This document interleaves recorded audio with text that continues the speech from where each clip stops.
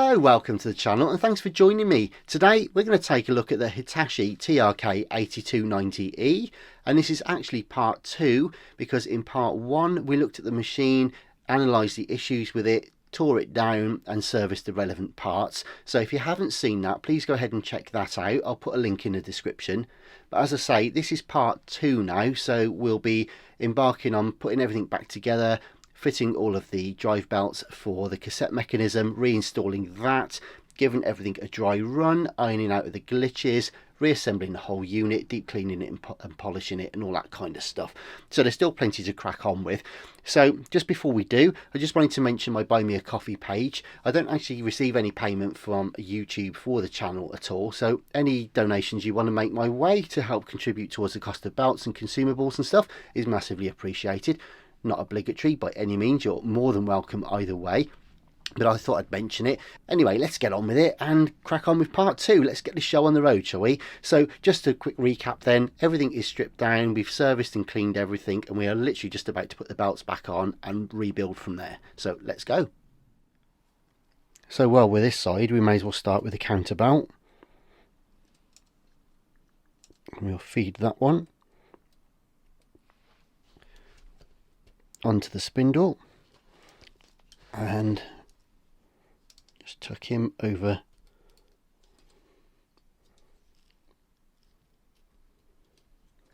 like so. That's it. Lovely. Right, that's the easy one done.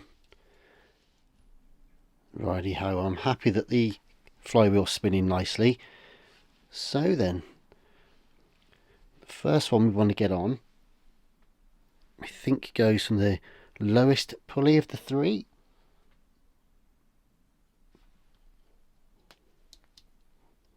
Like so. Yeah.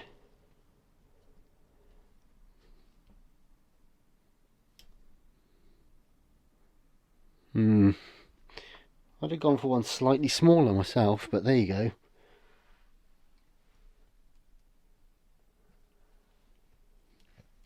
Triple check it is in the right place. Yeah, okay. Right, so the next one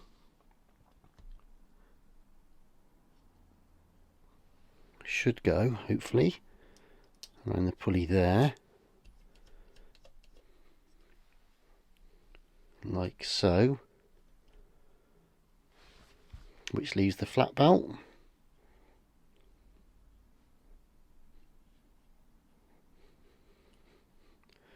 And again, ugh, don't like it. Don't like that at all, actually. I think that's in grave danger of slipping, you know. Don't like that. Let's see if I can find another one. There's not a lot of resistance there.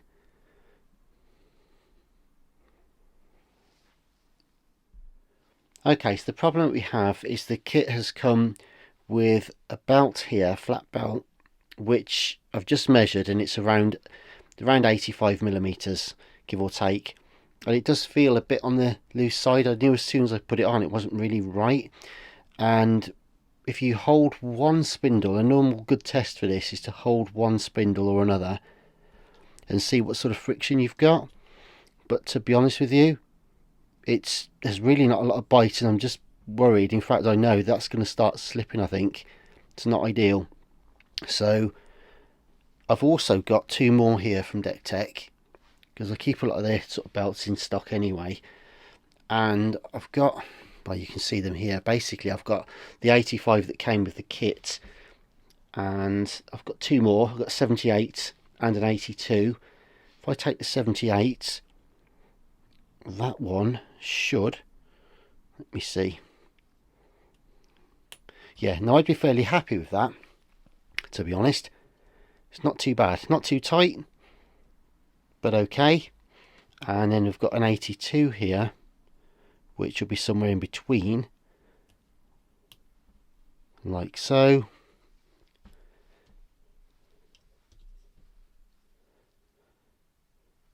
Just want to double check.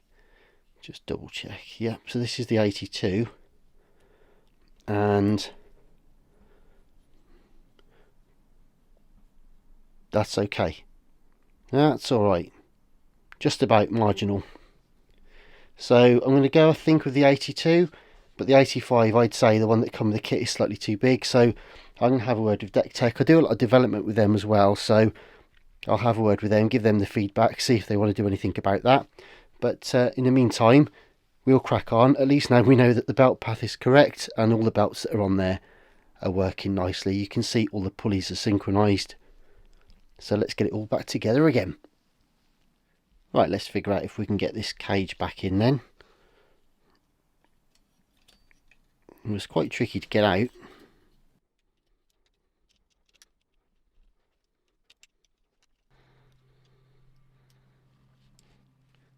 That's the screw back in and the spring attached. Hopefully that's tickety-boo.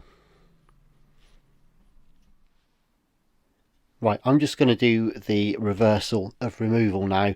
So I'll be attaching both these leaf switches and the electromagnet and just feeding the cables through so that they're all out of the way, like the heads cables that we've got and the motor cable that we can feed back through to solder onto the other side. It literally is just reversing what we did when we removed it. So I'm going to go and do that now. Next time you see me, with a bit of luck, the mech will be fitted back in there and we'll be ready to start reassembling everything.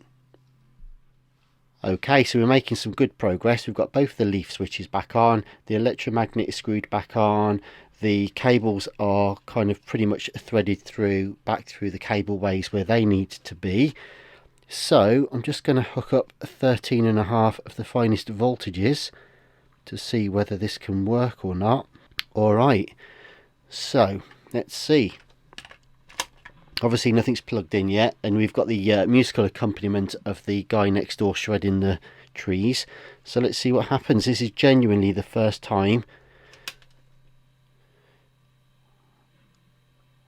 Okay, whoop, okie dokie, whoa. Right, let's just have a look. So, stop. Right, let's have a look. It's rewinding. What else? Fast forwarding.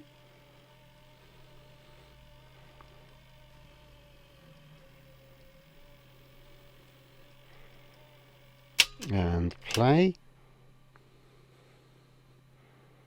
Alright, well, it's spitting the tape out of it, which is a bit of an oddball. So I'm going to look at that a moment. See what's up with that. Let's try it the other way.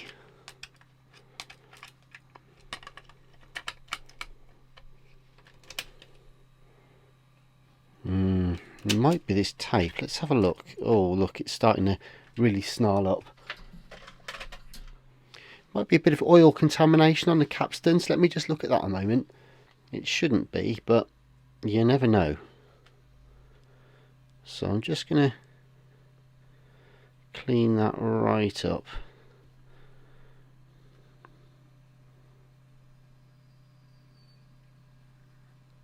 Let's see if that makes any difference.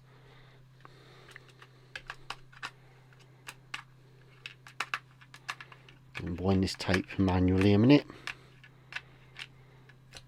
And play. Yeah, it's not. Hang on. Right, well, it's pulling through forward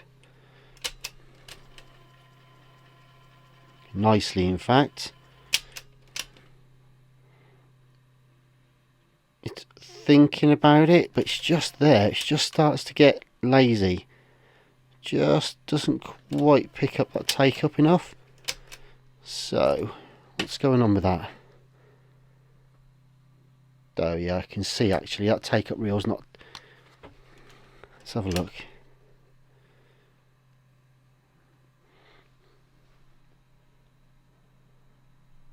Yeah, Now, is that the belt?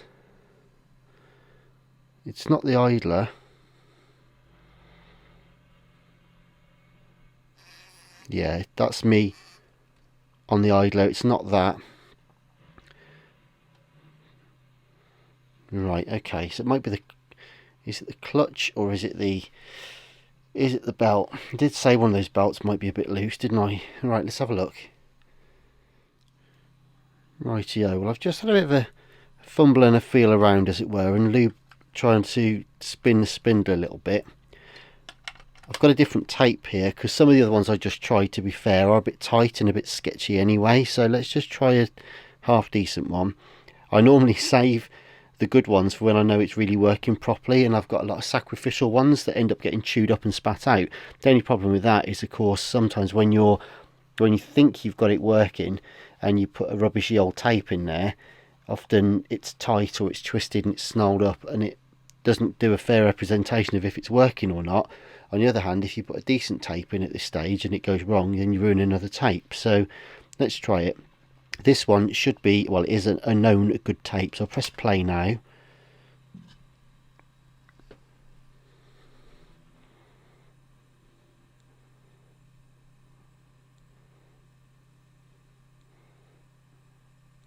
It seems to be all right. So fast forward. Sorry, rewind. Fast forward.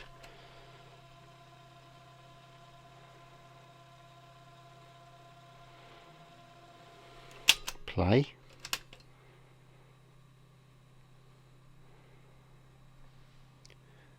Well, it seems to be working all right, as far as I can tell. No, hang on. Nope, hang on. Yeah, it's just getting lazy on the take-up. Let me just... There you go. It's getting lazy on the take-up, and every now and again it's pulling it through okay. The pinch roller's okay. Do you remember we needed to just free that up a little bit? But every now and again it's just sticking on the take-up reel and chewing the tape. That might actually free itself up yet. I might need to lubricate the spindle actually. Let's just do that a minute. So we'll disconnect the power to the motor and we'll get the spindle off. Just see whether or not it might just be a little bit greased up. Right, so we'll just remove this tiny little split washer. You really are, where are we? Really are tiny. There she is on my fingertip. So I'm just going to put that one to one side.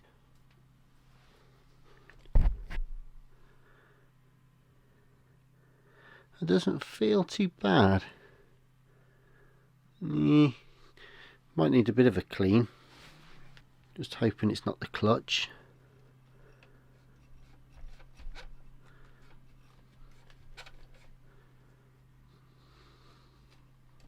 I'll put a tiniest little drop of oil on that.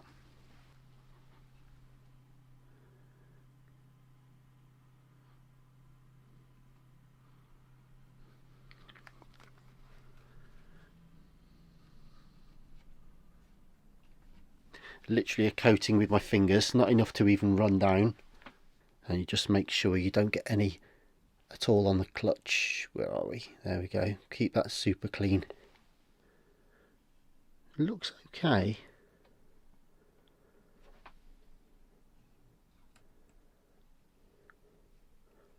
Hang on. Okay. Might actually be this one. That feels a little bit tight. Quite a lot of rolling resistance on that one. So I might just see if we can get this one off as well.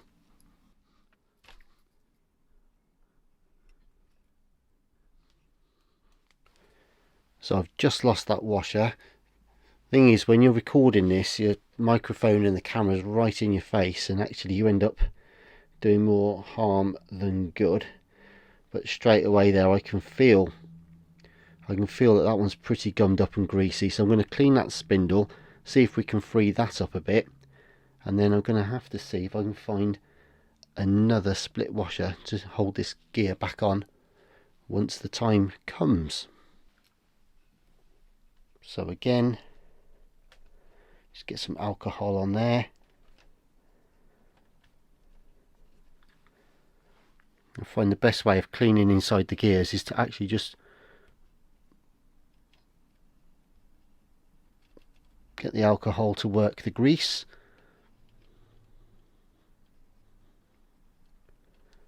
And I'm going to put a tiny bit of oil again on that. It was almost working, but I think and I hope that it was just that resistance on that gear that was just stopping it from quite doing what it needed to do. So again, just a drop of oil, and we'll clean that up quickly so it doesn't go everywhere.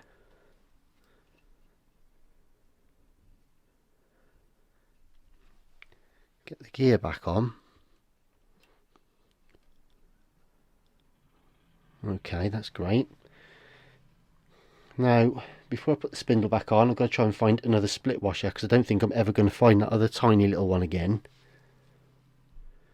Well, I managed to find a spare split washer, which is fantastic. So we'll get this spindle on now.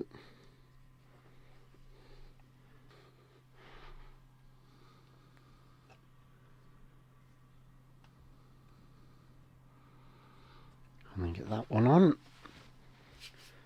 Check my fingers are clean and free from oil. Right, let's try that again.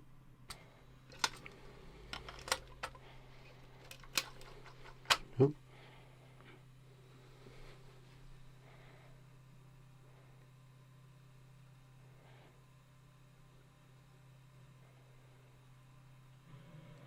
There we go, that seems better.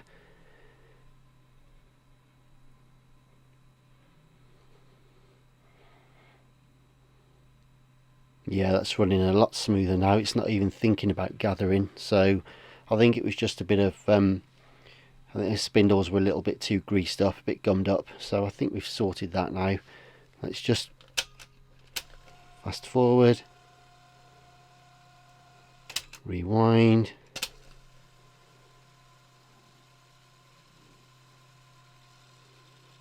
Yeah, play.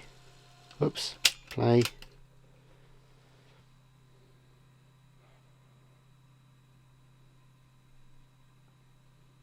Good stuff. Well, I'm going to try one or two more tapes and leave it running for a while, make sure everything's okay, because then the next stage will be to put it all back in its chassis, once we've cleaned that up, of course. I've got another cassette here, and this one's been running for quite a while, so I'm pretty happy with this. Right, we'll just get this motor soldered back on.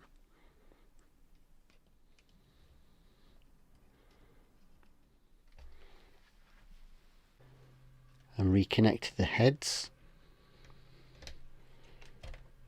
Record playback and erase.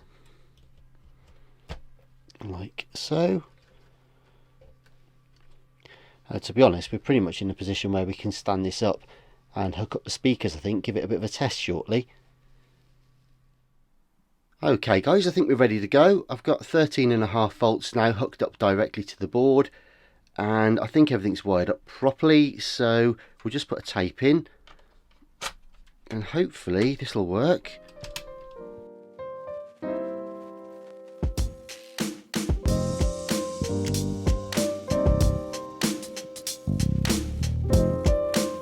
Good stuff. Okay, well I can't play too much of that for obvious reasons, but I'll just rewind it now. We can see the counter working nice and strong. And fast forward. Lovely. All good stuff. Just play one more time. Alright, and I'll just try another tape.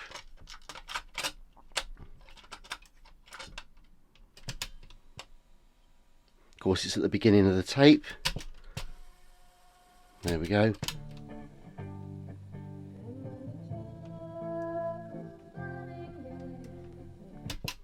Good stuff. Well, I'm happy with that, I think. So I'm going to clean the cases up and start putting it back together. So just before I put it back together, I've deep cleaned and polished the inside and the outside of the back casing. I've also removed the cassette door there, so I'm going to polish this. There are some scratches in there that some won't come out, but I'm going to just tidy it up a little bit. And then also I'll do the same for the tuner window as well, just sort of polish that, see if I can get some of the haze out of that as well. But you can see the plastic is now away, so I can clean all that nicely in there, clean around the outside and the inside of this casing. I've already brushed it all out, but I'll give it a decent wipe and a polish as well, and then we should be in a stage to get it all back together. And with regard to the plastics, I just use a sort of T-cut cutting compound and then maybe some wax or some vinyl cleaner afterwards. The aerials, I use aluminium foil with a bit of T-cut and then polish that, wipe that down, and then dress it with some oil and wipe it down again. Works pretty good. So I'm going to just give this a bit of a deep clean and a polish and be back soon.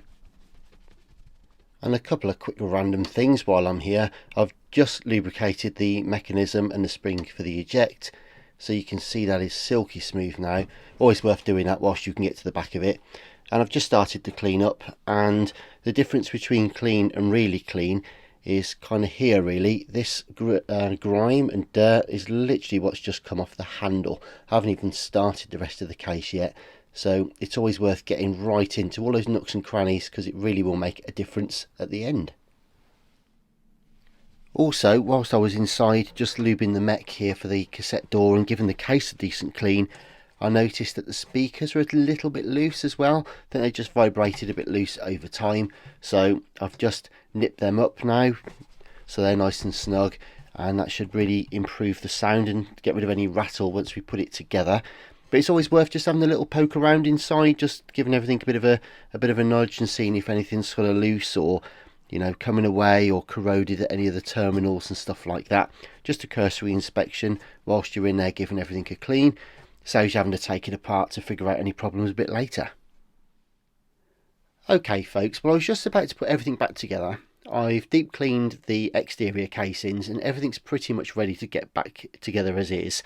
But of course we made a couple of mods to the belts with the dimensions and that sort of thing, and I wasn't terribly happy about one or two that are still in there. So I did speak to Deck Tech and they very kindly put together a replacement pack with a revised specification on there.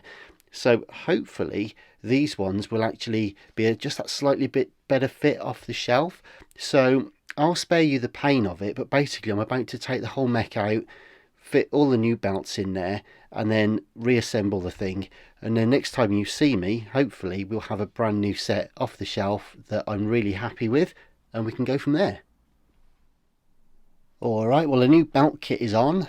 Haven't tried it yet, I'm just about to, so I've just hooked up the 13.5 volts DC to the board. We haven't got any speakers or anything hooked up at the moment, so everything's still ready to go back in its case, but not wired up yet. So I'm going to put a tape in and just see if this works first of all. So we'll press play, and that seems to be working nicely, and the counter's going around. And let's have a look, we'll fast forward it,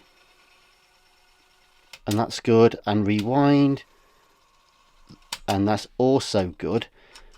So what we'll do now, I think, is we'll just try the auto stop, because that didn't work before, but we've put a tighter belt on now, so hopefully it's at the end of the tape anyway, which is handy. So leader tape is running out about now.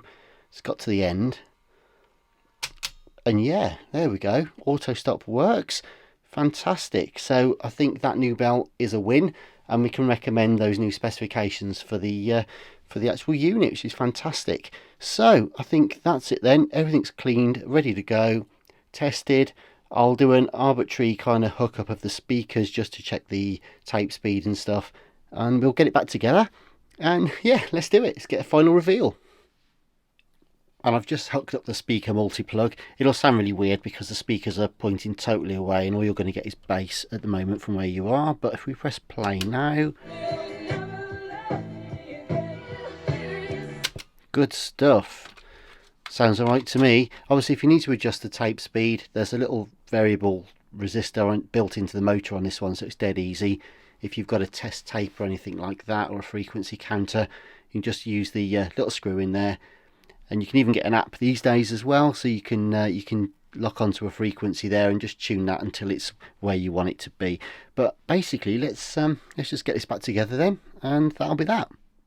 So I've loaded the chassis into the front casing now. Just be careful that all the knobs and switches line up. Be super careful with the counter reset button and the very small loudness button as well. The actuator for the function switch is now attached. We don't want to forget to put that back on. Also, the mixing mic multi-plug is back on. The speaker connection is back in. All of the wires and cables that run along the bottom of the tape deck are all now tucked away in their speaker ways. And got some cable ties tidying all of that together. Various other things. Oh yeah, the headphone little board that just goes onto the bottom there, that's now been locked back into place and screwed in. So I think we're buttoned down, everything's where it needs to be. Just ready to connect the back case now, which has got the 2 cables for the antenna and your 3 leads from the power supply. So we'll get those back on, get the screws in, and that really is it.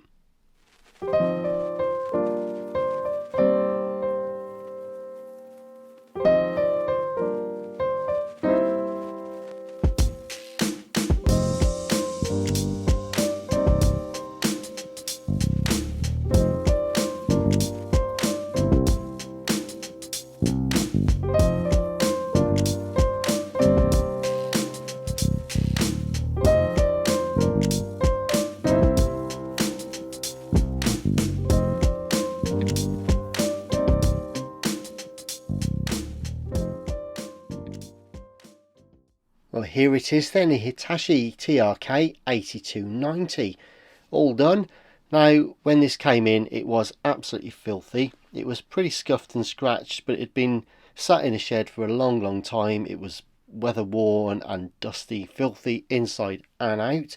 The tape didn't work at all. The timer standby and pause was completely seized up on it, which did make it quite tricky to get the chassis out of the casing in the end, but we got there, didn't we?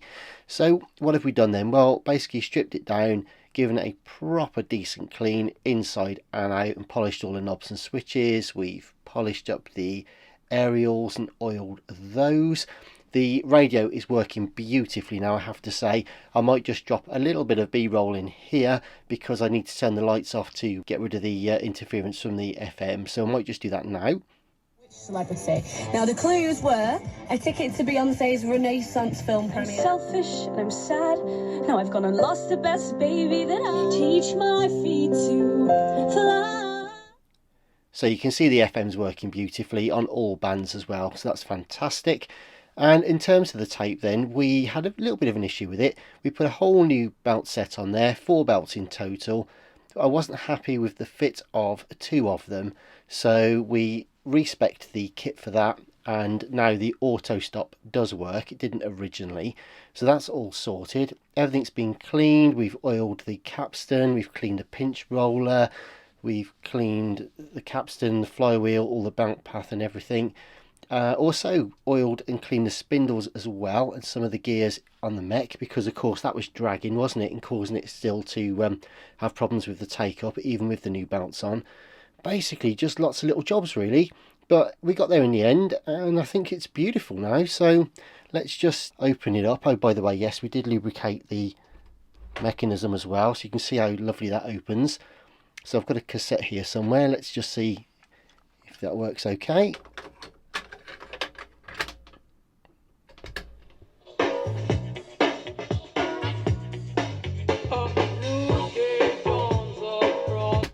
Okay, probably doesn't sound as good to you because the mic's facing me, of course, but you get the idea. It really is quite powerful. Everything works on there, all the switches, sliders, the Dolby, everything's tickety-boo. So we'll just fast forward it.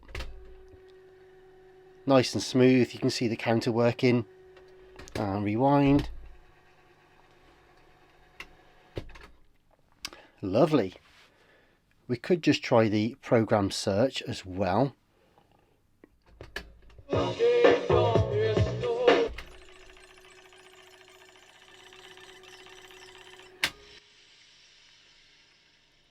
And you can see it's found the break in the song, and started the new one.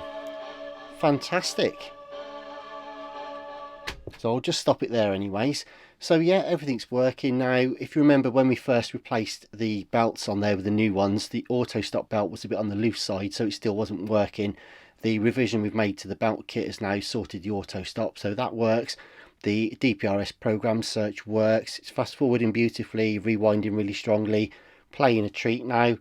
Yeah, it's just lovely. It's got the odd little mark and scuff and scratch from its 40 or so years of age, but overall it's a very rare model and well worth doing, so I'm glad we persevered with it. Anyway, thank you very much for watching. I hope you found it interesting and indeed useful. Please do consider subscribing if you haven't already. We've got tons of stuff on the channel, vintage audio gear and games.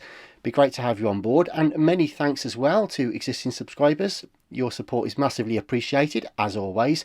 I'll be back soon with more, but in the meantime, stay safe. I'll see you soon. Take care. Bye bye.